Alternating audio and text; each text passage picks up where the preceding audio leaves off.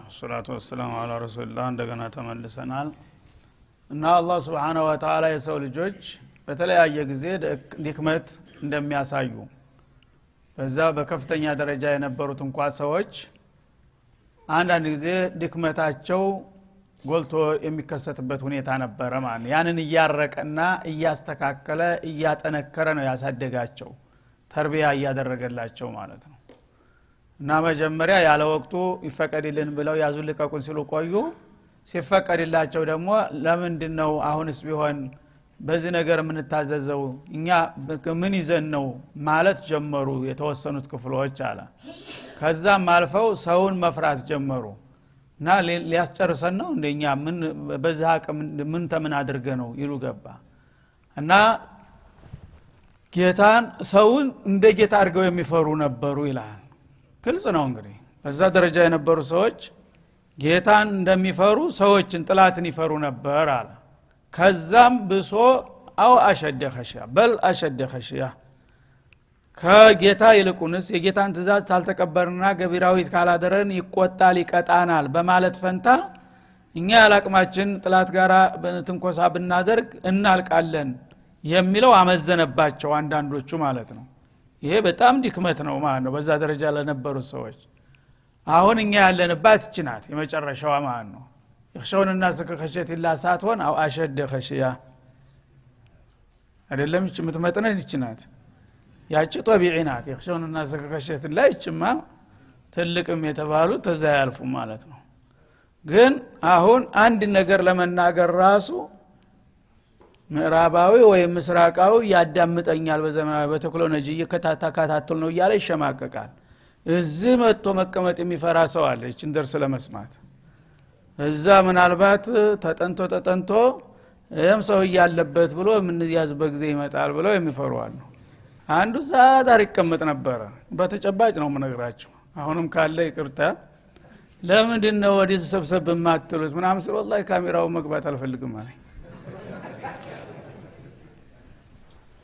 እኛ እኮ ያው የሚከታተለናል አለኝ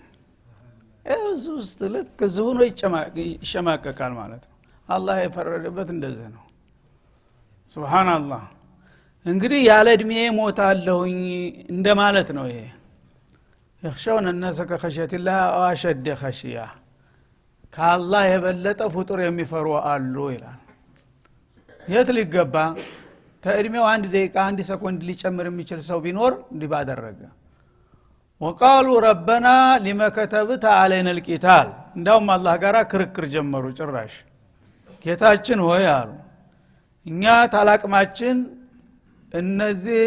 ጥላቶቻችሁ ጋራ መጋፈጥ አለባችሁ ብለህ ለምን ግዳጅ ታወርድብናለህ በእኛ ላይ ጦርነትን ለምንድነው ዋጅብ የምታደርግብን لما فرضت علينا القتال ማለት ነው ከተብተ ማለት እኛ አቅማችን ተመጣጣኝ አይደለም እነሱ በዘመናዊ መሳሪያ ታጥቀዋል ስታፍንጫቸው በልጽገዋል ሰልጥነዋል ሁሉ ነገር አለ በአሁኑ ጊዜማ እንዳውም ሹፌር የማያስፈልገው አውሮፕላን መጥቶ ይደበድብሃል እኛ ልታስፈጀን ነው እንዴ لما كتبت علينا القتال ይላሉ የተናንተና የተባለ አዲስ ነገር ምንም ነገር የለም እኮ ነፍስ ሸይ ወሀቅዳው አመልስ ነው ታሪክ ራሱ እና ለምን በእኛ ላይ ጦርነትን ግዴታ ሆኖባችኋልና ዲናችሁን ተከላከሉ ይያልክ ጦርነቱ ስትማግደናለህ አንተ አላኩል ሸይን ቀድርነህና ሁሉንም ነገር አንተ እንደሚበጅ አድርገውና እኛ እጃችን አጣምረን መስገድ ብቻ አይበቃህም እንዴ ለምንድነው እኛ እንደምታረገን የሚሉኝም አላጣሁም ይላል ለውላ አخرተና الى اجل قريب እስከ ተወሰነ ጊዜ ድረስ እንኳን ብታዘገየን ጨርሰህ እንኳን ማትተወን ከሆነ ቢያንስ የተወሰነ ጊዜ ስጠን አሁንም መዘጋጀት ምን ያስፈልገናልና እንጂ አሁንም ቸኩለሃል ያለ ጊዜው ነው ያዘዝከናል ተናንተና ዘግይተሃል ይያሉኝ ነበሩ ሰዎች አሁንም ደግሞ የተወሰነ ቀጠሮ አሸጋሽክልን አንችልም ባሁኑ ጊዜ ትእዛዝ የመቀበል የሚሉም ተገኙ ይላል ኢላ አጀልን ቀሪብ ማለት ምናልባት በእነሱ አባባል ያው መደበኛ እድሜ ሞልቶ በሆነ ምክንያት እስከሞት ድረስ እንዲህ አይነት ዜና መስማት አልፈልግም ማለት ነው ተሞተ በኋላ ነው ታዲያ የሚዋጋው ኢላ አጀሊን ቀሪብ ማለት ያው ትንሽ እድሜ ነው ወትሮም የሰጠኝ ያችን የሰጠኝን እድሜ ዝም ብዬ ብጨርሳት ለምንድነው እንደገና ጦርነት ስም ይጨምረኝ ይላል ማለት ነው ላ ኢላሃ ኢላላህ ይሄ ነው አሁን ያለው ቁል መታዑ ዱንያ ቀሊል አለ አላህ ባጭር ቃል ይህሺ ይሄን የምትለኝ በዱንያ ለመጠቀም ለመደሰት ብለህ አይደለም አለ የዱንያ ጥቅም እኮ ሁልጊዜም ትንሽ ናት ይቻውን የተለመደችው 70-80 አመቷ ብቻ ሳትሆን ዱንያን በሙሉ ብሰጥህም ራሷ ዱንያ ፍጻሜ ድረስ ተቂያማ ቀን እንኳን እድሜ ቢረዝምልህ ረጅም እድሜ አይባልም አለ አላህ ደግሞ Subhanahu Wa Ta'ala እና አፈራአይተ ኢመተዕናሁም ሲኒን ثم جاءهم ما كانوا يعدون ما اغنى عنهم ما كانوا يمتعون ይላል እነዚህን ዱንያ ግዚያዊ ኑሮ የሚያፈቅሩትን ሰዎች የሚፈልጉትን ያህል በርካታ አመታት እድሜ ብሰጣቸውና በሀብት ባንበሻበሻቸው ሁሉን ነገር ባሟላላቸው በዛ በረጅም እድሜያቸው የፈለጉትን ያህል ሲያረጉ ኑረው ከለታት አንድ ቀን እድሜ ከጨረሰና ተሞቱ ያለ ብዙ አመት የተሰጣቸው እድሜና ጸጋ ምንድነው የጠቀማቸው እስቲ ንገረኝ በመጨረሻ ጀሃነም ከሆነ ግቡ ይላል አላህ Subhanahu Wa Ta'ala ዱንያ ላይ የፈለገውን ያህል ብትቆይ ዙሮ ዙሮ ሲያልቅ ያው እንደሌለ ነው የሚሆነው ማለት ነው እና በዱንያ ላይ መኖር መሰንበት ወይም ባጭር ጊዜ መሞት ምንም ለውጥ የለውም ህይወት ማለት አኺራ ናት وإن الدار الآخرة لهي الحيوان لو كانوا يعلمون ይላል ማንኛውም አቂል ቢያውቅ ኑሮ ህይወት ብሎ ዝም ያቺኛይቱ ዓለም ላይ የምትኖረው ህይወት ነው ምክንያቱም እዛ አንድ የሚጎል ነገር አንድ ሳንካ የለም ሞት የለም ማርጀት የለም ሁሉ ነገር ዘላለም ቀጣይ ነው ይህች ግን የፈለገውን ያህል ረዘመች ብትባለም አንጻራዊ መርዘም ነው በዛው ልክ ደግሞ እለት በእለት የሚከሰቱት ውጥንቅጦች ያው እየረበሹ ነው የሚኖሩት እንጂ እፎይ ብለህ ልትኖር አትችልም ሰዎች ግን ይህችን ነገር እንደ ትልቅ አድርገው ኢላ አጀሊን ቀሪብ ይላሉ ማለት ነው እስከ ተወሰነ ጊዜ ድረስ እንኳን ብታቆየን ለምንድነው እንደ አይነት ግዳጅ አምጥተህ የምታስፈጀን ይያሉ የሚወቅሱኝና የሚከራከሩኝ አሉ ይላል ቁል መታዑ ዱንያ ቀሊል እኔ ግን የፈለገውን ያህል የዱንያ ጥቅም ቢሰፋ ቢረዝም ትንሽ ነው ያው ዙሮ ዙሮ ቀጠሮ ሲደርስ ትንሽ መሆኑ አይቀርም ማለት ነው ወልአኺረቱ ያቸኛዋ የምቀጥራችሁ ተለዋጯ አገር ደግሞ ኸይሩን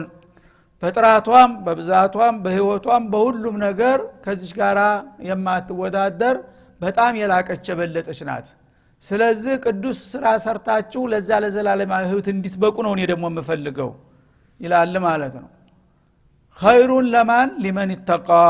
አላህን ለፈራ በፍቃዱ ለተመራ ሁሉ ጊዜ የምታኮራና የምታስደስት ህይወት ማለት ያቺኛዋ ህይወት ናት ወላ ተظلمون ፈቲላ ይሄንን የመረጥኩላችሁን ኸይር ተመረጣችሁ ደግሞ የፈለገው መስዋዕትን ብትከፍሉ ለጊዜው በመጨረሻ የፈቲል በተምር አጥንት መካከል ያለችውን ክር ያህል የሥራ ዋጋችሁን አላጠፋባችሁም አሁን ፊሰቢልላህ ታገሉ ብዬ ወደ ጦርነት ሲጨምራችሁ ያው በሰላም ብዙ አመታት ልኖር የምችለውን ለሞት ዳረገኝ ለምርኮ ዳረገኝ ለአካለ ስንኩልነት ተጋለጥኩኝ ብለህ ያ እድልህ የተቀነሰብህ የተቆረሰብህ መስሎ አይደለም ይላል አላህ ወላ ተظلمون ፈቲላ በእኔ ዓላማ ላይ ተሰልፋችሁ በሚደርስባችሁ ነገር ሁሉ እኔ ብዙ እጥፍ ድርብ የሆነ ካሳ ሰጣችኋለሁኝ አንዲት የተምር ክር ያህል ዋጋችሁን አላሳጣችሁም ምንድነው ታዲያ የምትፈራው ይሄ እስከሆነ ድረስ ይላል አላህ Subhanahu Wa Ta'ala እና በዱንያም ሊሰጠው ይችላል ከሁል ጊዜ ውርደት የአንድ ጊዜ ነጽነትና የበላይነት ሊያቆናጥጠው ይችላል ተናንተና አሽከር ሆኖ ገረድ ሆኖ ጭሎ ሆኖ ሊኖር ነበር እሱም የሚፈልገው ግን አንድ የታግለ ጥርስህን ነክሰህ ነፃ ወጥተህ ያን አካባቢ ተቆጣጥረህ በክብር መኖር አለ ዱንያም ላይ ማለት ነው እንደገና ከሞትክም ደግሞ አላህ ዘንድ የተደገሰልህ ነገር ከዚህ ጋር የሚወዳደር ነገር አይደለም hatta ብትተማረክ ብትሰቃይ አንድ ሰሞን ነው የምትሰቃየው ሰው በሌብነት ተከሶ ባልሰራው ስራ የሚገረፋል አይደለም እንዴ የሚታሰር የለም እንዴ ያማል ለቅዱስ ዓላማ እኮ የምትከፍለው ነገር ሁሉ በሙሉ በአላህ ዘንድ ሂሳብ ተይዞልሃል ምንም የሚያስጸጽትና የሚያስነድም የለም ይላል ሌላው ቀርቶ የፈቲል ያህል በተምሯ አጥንት መካከል ያለችውን ክር ያህል እንኳን በዱንያ በአኺራ ላንተ የሚገባህን ዋጋ እኔ አላጠፋብህም ወረታን በተሟላ መልኩ ከፍልሃለሁ ይሄን ዶማን ሰጥቻለሁኝና በዚህ የምታምኑ ከሆናችሁ አሁንም መታገል ነው ያለባችሁ ይላል ማለት ነው ተዛ በኋላ ፈርቶ መጨረሻ ምንድነው የሚባለው ምን ሆንክ ሲባል ፈራሁኝ ምን እንዲያትሆን ነው የፈራው እንዳልሞት ነው የሚለው አይደለም ከዚህ ሌላ ምን አለ የመጨረሻ የሚፈራው ሞት ነው ይሄሽ እንዳትሞት ከሆነ አይነማ ተኩኑ ይድርኩም الموت የትም ቦታ ብትሆን እኮ ሞት ያገኛል ሞት የማይዳስሰው የማይጎበኘው ሀገር አለ እንዴ ለመሆኑ ፈለከው ቦታ ብትሆን ሞት ተሸሽቶ ማን ነው ያመለጠው ተሞት ተደብቆ የዳነ ሰው አለ ይላል ጦርነት የገቡ ሰዎች ብቻ ናቸው የሚሞቱት ሌላ ሰዎች አይሞቱም እንዴ ሞት ፈራሁኝ የምትለው ይላል አላህ Subhanahu Wa Ta'ala አይነማ ተኩኑ አዩሃ الجبنا እናንተ ፈሪዎች ሁሉ የትም ቦታ ተደበቁ ፈለገው ጉድጓድ ምድር ውስጥ ግቡ ይወድረኩም الموت ገባችሁበት መጥቶ መዞ ያወጣችኋል ሞት ይላል ማለት ነው ወለው ኩንቱም في بروج مشيدة በጣም የተጠናከረ የሆነ የምድር ቤት ውስጥ እንኳን ብትገቡ በአሁን ጊዜ ምድር ውስጥ ስንት ማይል ወደታይ ተቆፍሮ ውስጡ ተገንብቶ በድንጋይ ላይ ድንጋይ በእንትን ላይ ተደርጎ በዛ ውስጥ የሚኖሩ ሰዎች አሉ አንድ ነገር ቢከሰት ነፃ ሊወጡ ሀገር ሲወድም ማለት ነው እነዛም ይሞታሉ በየቀኑ አንተም ደሳሳ ጎጆ ያለው ትሞታለህ ምንድነው ልዩነቱ ምክንያቱም ሞት የማይዳኘው አገር ዓለም የለም ጭራሹ ፈለገው ቦታ ግባ ሞት አሰላሙ አለይኩም ነው ወቅቱ ሲደርስ አይደለም እንዴ የማ ቢሆን ኑሮ ማን ነው መሞት የሚፈልገው ነበር በነብዩ ሱለይማን ጊዜ አንድ ቂሷ አለ አንድ አማካራቸው ሚኒስትራቸው ነበር ሞት መለከል ሞት በሰው ምስል ሆኖ በቀጥታ እሱ ካቢኔው ውስጥ ስብሰባ ላይ ያለኑ ሱለይማን ጋራ ፊት ለፊቱ መጥቶ እንደ ጋዜጠኛ ካይኑን ተክሎ ያስተውለዋል እሱም ይሄ ሰውዬ ምንድነው ተኔ የሚፈልገው አይኑን ከኔ አያነሳም እያለ እንደ አትኩረው ይታያሉ በመጨረሻ ተረበሸ በኔ ላይ አንድ ነገር አለ ይሄ ሰው እያለ አያውቀው ከዛ ነብዩን ሄደና ሱለይማን ያው ንፋስ ይታዘዛቸው ነበረ እኔ አንድ ችግር አለብኝ አላቸው የሆነ ሰው በቃ ፊት ለፊቴ አትኩሮ ያየኛል እኔን ይከታተለኛል ፈርቻለሁና እኔ ይሄ ሰውዬ ያለበት አገር ማደር አልፈልግም እና እንደምንም ብለው ከዚህ ከተማ አውጡኝ አላቸው ይባላል እሳቸው ሻም ሀገር ነው ያሉት እንግዲህ ፍልስጤም አካባቢ ነው ቤተል መቅደስ ወዳው ንፋስ አዘዙና ሂንድ ሀገር ላኩት ይባላል ሂንድ ሀገር ለወዳው እየከነፈቻች ንዋስዳ ቁጭ አረገችው ሂንድ ሩቅ ነው የዛ ጊዜ እንግዲህ እዛ ቁጭ ሲል መጧር ላይ ቁጭ ብሏል የሚፈልገው ሰው ተስበ በቃ በፈጠነ መላእክው ነው እሱ ጊዜ እንትን የለም እዛ አልহামዱሊላህ ብሎ ዱብ ሲል ፊቱ ሰላም አለይኩም እሱ ገርሞት ነበር ራሱ ሰውየው ቀጠሮ ደርሷል ሄደህ ሂንድ ሀገር እንዲህ አይነት ቦታ ላይ ታገኘዋለህ ከዛ ሩህን አምጣ ተብሎ ነው የተላከው እዛ ሲያጣው እንደገና እንዴት አልመጣም ብሎ መጥቶ ነው እዚህ የሚያተኩረው ያለው ግራ ገብቶት ምክንያቱም አልታዘዘበት ቦታ ማረግ አይችልም ያን ጊዜ እሱ ቦክቶ በገዛ እጁ እዛ የሚፈልግበት ሀገር ሄደ ማለት ነው እዛ ጊዜ ተሳካለት አልহামዱሊላህ አሁን ተልኮ የተሳካ ጥሩ መጣ ብሎ ላጣ አደረገ ወዳውኑ ማለት ነው እንደዚህ ነው ስለዚህ ሞት የሚፈራው ሰው ሞት የት ቦታ ሄዶ ነው ሰማይ ብትወጣ መሬት ብትገባ የአላህ ግዛት ነው ሁሉም መለከል መውት ደግሞ በቅጽበት ነው እንደ ጀት አይባል እንደ ማንኛውም ዓለም መዳፋቸው ስር ነው በመለከል መውት ማለት ነው ቆሎ እንደዚህ ስትበላ መዳፍ ላይ እንዳርጋ አንድ ቃም ታረጋታለህ አይደል በየቀኑ የሚወሰዱት ሰዎች መዳፉ ላይ ነው የሚመጡት እንደ ማግኔት እንደዚህ አይና እቺ በስላለች ደርሶች 3 ደቂቃ ቀርቷታል እቺ 2 ደቂቃ ቀርቷታል ምንም ማሄድ የማያስፈልገው ይሄ ነው የአላህ እንግዲህ ወላ ይፈርጡን ይላል Subhanahu Wa Ta'ala የኔ ሰራተኞች በጣም በከፍተኛ ብቃት ነው የሚሰሩት ሰኮንድ ደቂቃ ቀጠሮ የለም ሁሉ ነገር በአለም ላይ ያለውን ነገር አላህ ሰክሮላቸዋል ስለዚህ አይነማ ተኩኑ ይድሪኩም الموت የትም ቦታ ሁን ሞት ይዘይራል ያገኛል ማጅራትህን ነው የሚፈልገው ቦታ ብትገባ ብትደበቅ ብትተኛ ወለው ኩንቱም في بروج مشيدة ማለት በጣም ጠንካራ የሆነ ዘመናዊ ህንጻ ወይም ደግሞ ምድር ቤት ወይን ከባህር ውስጥ ብትመሽግ እዛው ይመጣልሃል ታዲያ ሞትን ፈርቶ ማምለጥ እስከሌለ ድረስ ለምን በከንቱ ትፈራለህ ነው ወእን ቱሲቡሁም ሐሰና እና እነዚህ ወስላቶች ታዲያ እናንተ ለዓላማችሁ ታገሉ ብሎ ባዘዘው መሰረት ስትታገሉ እነዚህ ሙስሊሞቹ መልካም ድል ካጋጠማቸው ድል ከቀናቸው አሸናፊነት ከተጎናጸፉ ምርኮ ንብረት ተዘረፉ የዛ ጊዜ ይቆጫቸዋል ሰነፎቹ ማለት ነው የቁሉ هذه من عند الله እና ይሄ ከአላህ የመጣ ስጦታ ነው ይላሉ ማለት ነው ጎበዞቹ በትግላቸው ያገኙት እድል ነው ላለ ማለት አላህ ሰጣቸው እንጂ እነሱ እንኳን ለዚህ የሚበቁ አይደለም ያጣጥለዋል ማለት ነው ወእን ቱሲቡሁም ሰይአ እነዚህ ሙእሚኖች ደግሞ ሲታገሉ መጥፎ ነገር ካጋጠማቸውሳ ብዙ ከሞተባቸው ከተማረኩ ጉዳት ከደረሰባቸው ከተሸነፉ የዛ ጊዜ ደግሞ ወገኖቻችን ተጎዱ ብለው በማዘን ፈንታ የቁሉ هذه من عندك ይላሉ ሰውየው አስፈጃቸው እኮ ይላሉ ነብዩን እኮ ነው من عندك يا محمد ወገኖቻችን አስፈጃቸው አይደለም ማይቻል ነገር ይዘህ ወስደህ ብለው ቁጭ ይላሉ ማለት ነው ጠበቃ ይሆናል ማለት ነው እና አንተ ነህ እንዲህ ያደረካቸው አርፈው ቢቀመጡ ቤታቸው ኑሩ ለው ካኑ عندنا ما ماتوا وما قتلوا ይላል ማሻአላህ ሰነፍ ሁሉ አይሞትም ሁሉ ጊዜ ማለት ነው እኛ ጋር ቢሆን እኮ እንግዲህ ነበሩኝ እኛ በእነሱ ግን ተከለፍልፈው ሆዴው ያንተን ትእዛዝ ሰምተው እንደዛ አለቁ ይሉሃል ማለት ነው አላህ المستعان يقول هذه من عند الله موحدوች መስለው ማለት ነው ጌታን የሚያመሰግኑ መስለው መልካም እድል ካተገኘ አላህ ረቷቸው እንጂ እነሱ እንኳን ለዛ አይበቁም ነበር ይላል መጥፎ ነገር ከገጠማቸው ደግሞ አስፈጃቸው ይባላሉ ነብዩ ከሰሳሉ ማለት ነው هذه من عندك قل كل من عند الله وين انت فقدر امننا ላላላችሁም እንዴ ቀደር እኮ ሁሉን ሸር خيره وشر كل من الله ተብሎ ነበር አርካን الإيمان የመጨረሻው ነጥብ አይደለም እንዴ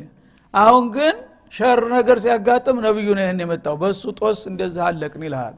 خير ነገር ሲመጣ ደግሞ አላህ ነው ያደረገው ሁለት ኻሊቅ ሆነ ማለት ነው ሸር የሚያመጣው ነብዩ ኸይር የሚያመጣው አለ የተናቁት መጣ እና ይሄ ኩል من عند الله خيرም ሸሩም ከአላህ ነው ሁሉን ነገር የሚቀድረው በአለም ዙሪያ አላህ ነው ብላችሁ ያበቃ ብላችሁ ደግሞ አርካን الإيمانንም ናዳችሁና የሸር አስተናጋጅ መሐመድ የኸይር መሐመድ ነብይ አላህ ነው ትላላችሁን ይላል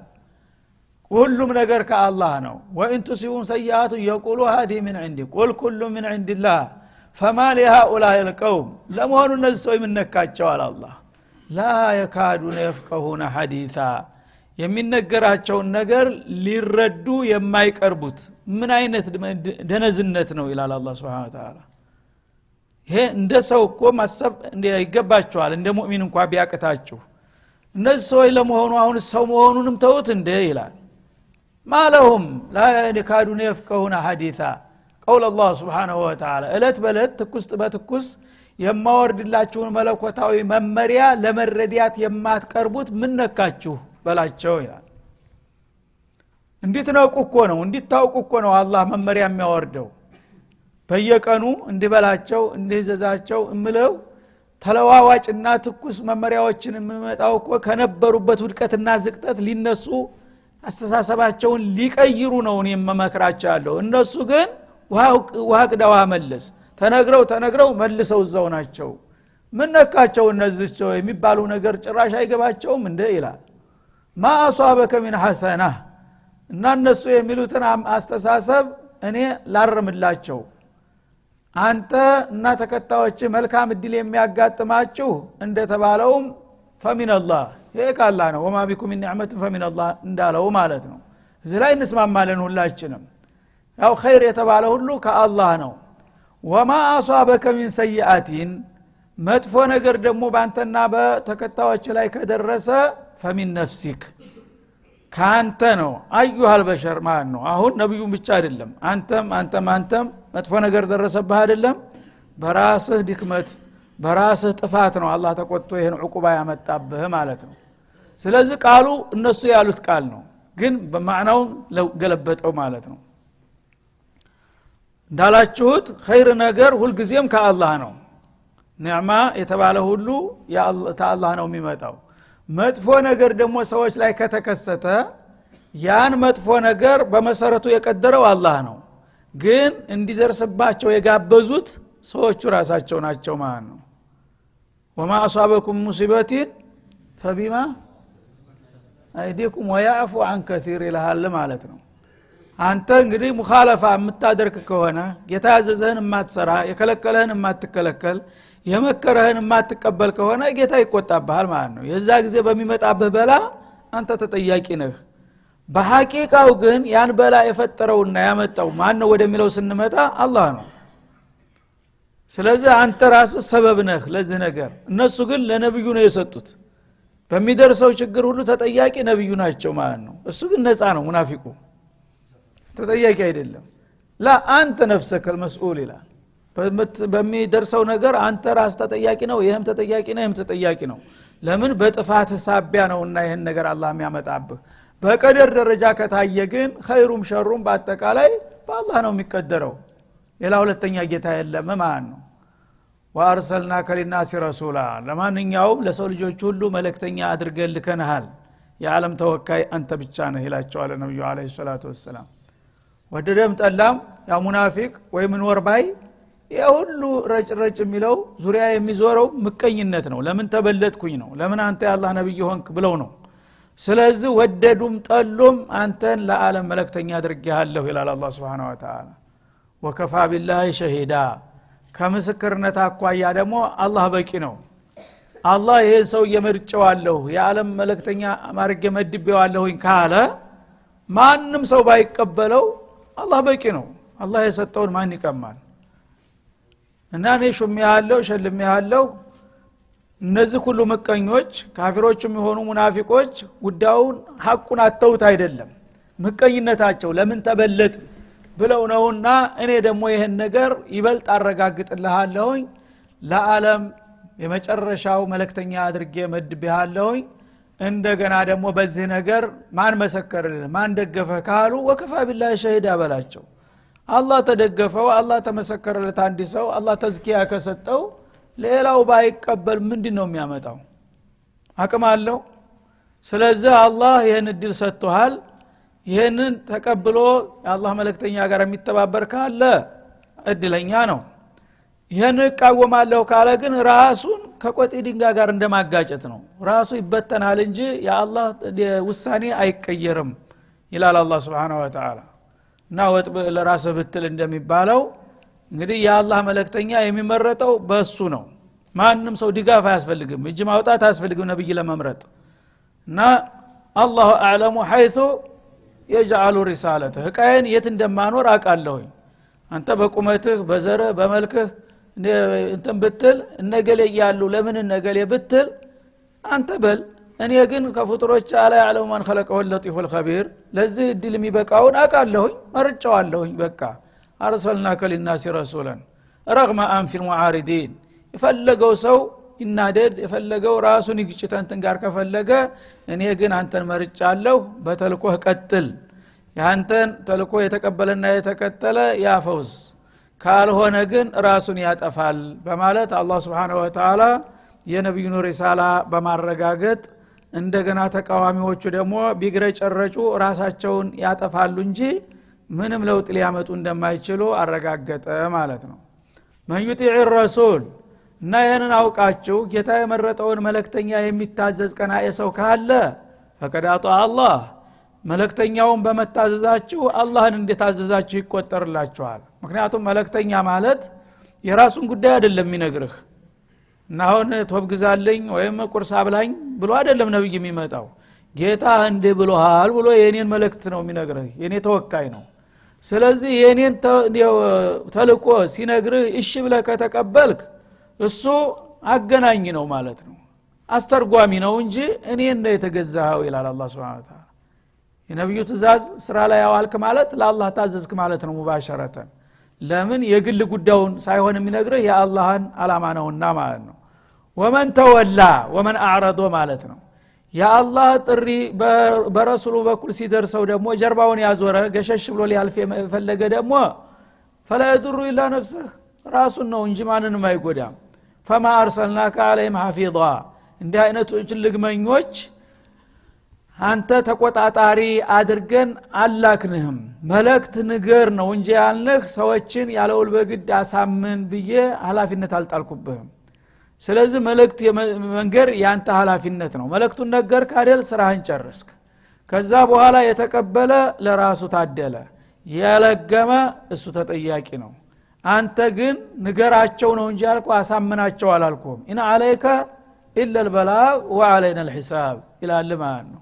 መልእክተኛ መልእክቱን ማድረስ ነው ፈረስ ያደርሳል እንጂ አይዋጋም እንደሚባለው ማለት ነው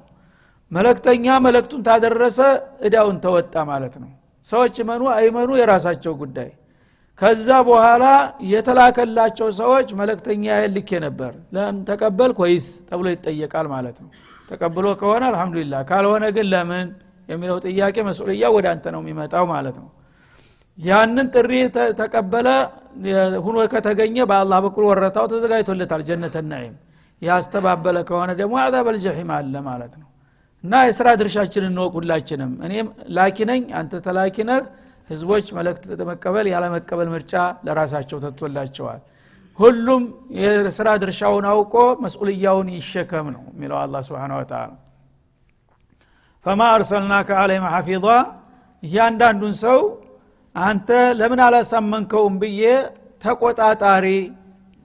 የጉልበት ዳኛ አድርጌ አልሾምኩም ሰዎችን መልእክቱን ንገራቸው ከተቀበሉ ሰየው ካልሆነ ራሳቸው ተጠያቂ ናቸው ይላል አላህ Subhanahu Wa Ta'ala ከዚህ ተጠያቂነት እንድናመልጥ ልብ ይስጠን እያል የዛሬው ደርሳችን እዚህ ላይ ይጠቃለላል ወሰለላሁ ዐለ ነብይ ኢላ ሊቃ